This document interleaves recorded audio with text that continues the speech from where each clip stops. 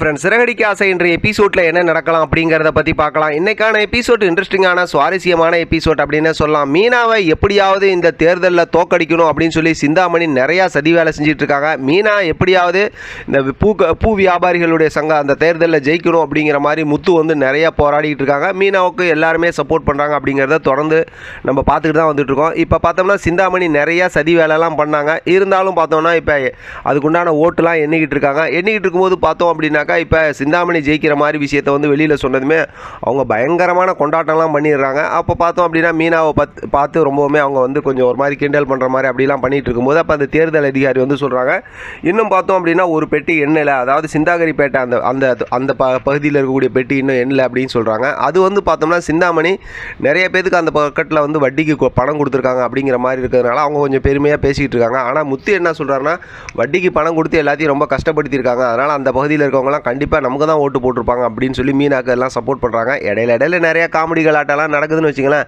தொடர்ந்து பார்க்குற நமக்கு எல்லாத்துக்குமே தெரியும். இப்போ பார்த்தோம் அப்படின்னாக்கா அந்த பகுதியில் எண்ணும்போது மறுபடியும் ஓட்டு அதிகமாகி இப்போ மீனா தான் ஜெயிக்கிறாங்க.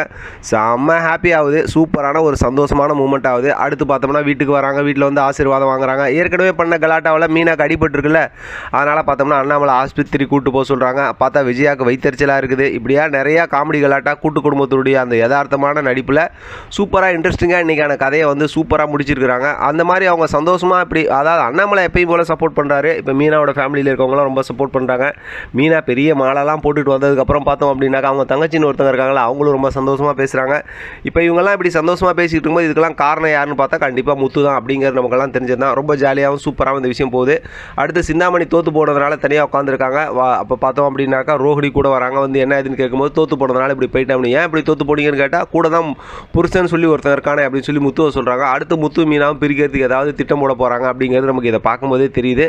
அடுத்த வாரம் அடுத்து அப்படிங்கிற அந்த கதையில் பார்த்தோம் அப்படின்னாக்கா அழகாக வந்து ஒரு கதையை கொண்டு வராங்க. என்னன்னு பார்த்தா மனோஜுக்கு இப்போ தான் பேசிகிட்டு இருக்காங்களா அந்த இங்கிலீஷ் பேசுகிற பொண்ணு ஒன்று ஹரிணின்னு சொல்லிட்டு, அவங்கள வந்து இப்போ கல்யாணம் நிச்சயதார்த்தம் பண்ணுறதுக்காக அவங்க வராங்க. அப்படிங்கும்போது அந்த என்கரேஜ்மெண்ட் மோதிரத்தை எங்கேயோ வச்சுட்டேன்னு சொல்லி ரொம்ப பரபரப்பாக மனோஜ் தேடிட்டு இருக்காரு. அவங்களும் பார்த்தா வீட்டுக்கு வந்துடுறாங்க. இப்போ அடுத்து இந்த கதை என்ன கொண்டு வர போகிறாங்கன்னு தெரியல. இது சம்மந்தமாக ப்ரொமோ வரும். ப்ரொமோ வந்ததுக்கப்புறம் நம்ம பார்க்கலாம்.